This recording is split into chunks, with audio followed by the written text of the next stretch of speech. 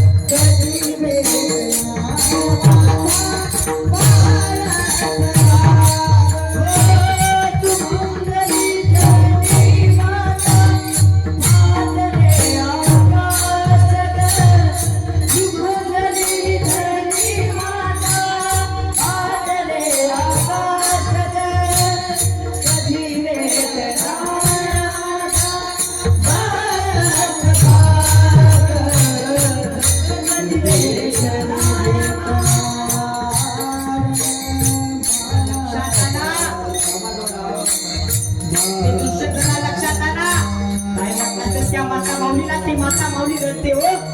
तोंडावरून हात फिरवाळते.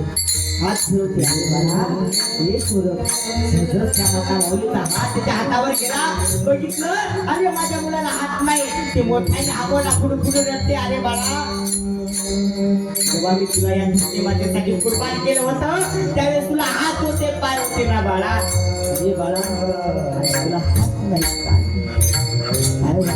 माता माऊलीला जरा विचार केला आई वडिलांच्या जीवनामध्ये सगळ्यात मोठं दुःख कोणतं आपल्या समोर आपला मुलगा किंवा मुलगी रडणे मुलगी म्हणते हो आपल्यासाठी सगळ्यात मोठं दुःख आहे दुःख सुद्धा पुन्हा दुःख नसेल आपल्या समोर आपली पोरगी मरते आपल्या समोर आपला पोटा मरतो काय वाटलं असेल त्या माता मुलीच्या मनाला काय वाटलं असेल जिनं 9 महिने 9 दिवस उदरामध्ये पाहिलं विचार कर तिनं 9 महिने 9 दिवस उदरामध्ये पाहिलं आणि एके दिवशी त्या बापाला त्या मुलाचं मुलीचं उचलावून त्या मुलाला मुलीला अग्नी द्यावा लागतो काय वाटलं तर त्या माता मुलीला जरा विचार करा सगळ्यात मोठं दुःख ते एक आहे आपल्या समोर आई वडिलांच्या समोर मुलगा किंवा मुलगी दुसरं कोणतं सुद्धा दुःख नाही हो ती माता माऊली मोठ्याने आम्हाला पुढे पुढे रडते अरे सौरभ माझ्याकडून काय चुकलं रे मला का सोडून गेला रे सौरभ का सोडून गेला मी तुला काय कमी केलं का रे सौरभ सौरभ तू जे म्हणाल मी ते तुला आणून दिलं का असं केलं रे सौरभ का असं केलं जरा विचार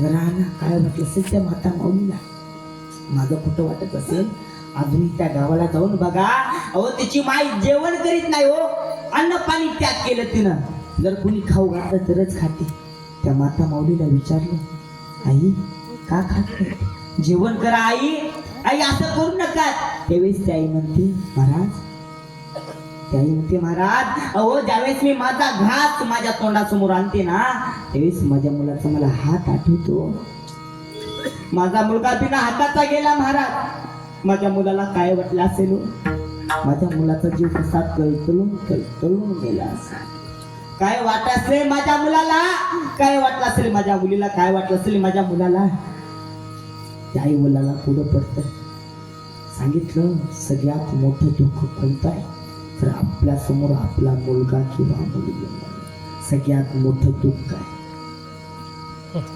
सांगण्याचा मुद्दा काय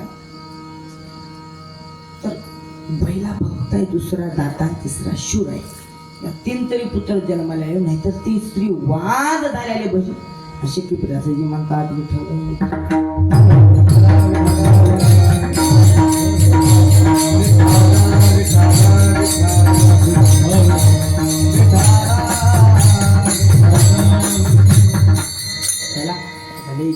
आपण मागणीमध्ये शिरला होतात पण ते मागणीमध्ये विषय वाढत गेला जाऊ द्या सांगण्याचा मुद्दा काय तरी तुकोबारायांनी मागणं मागितलं देवाकडे फक्त देव मागितला देवाची नाही बरं का मागितला देवाकडेच का मागितलं सांगा मला कारण त्या भगवान परमात्म्याचं नाम आणि रूप गोड आहे म्हणून आणि ते रूप गोड नाम आपल्याला सुख देतं म्हणून तुकोबाराय सांगतात देवाला मागणं मागितलं आणि ते कसं गोड आहे कसं रूप आहे काय देतं ते महाराज अभंगाचा दुतेच्या सांगतात गोड तुझे रूपा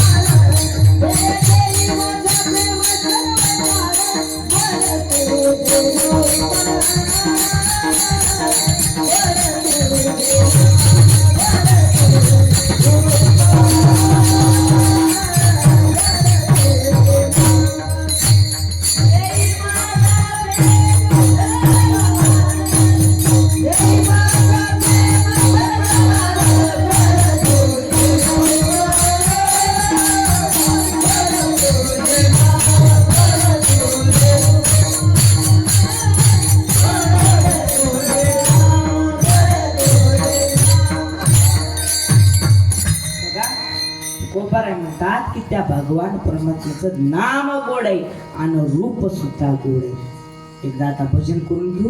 बघा ते गोड बघा, लक्षात घ्या, अनुभव करून बघा एकदा.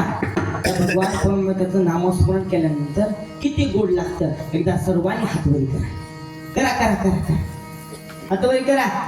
ए माग बसलेले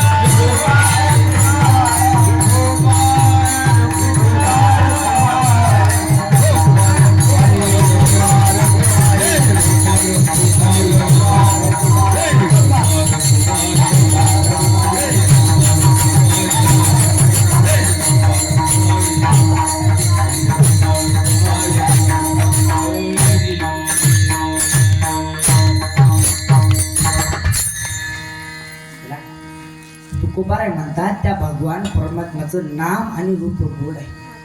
बघा तुकोबाराय उगाच सांगत नाही, तुकोबारायने अनुभवलंय.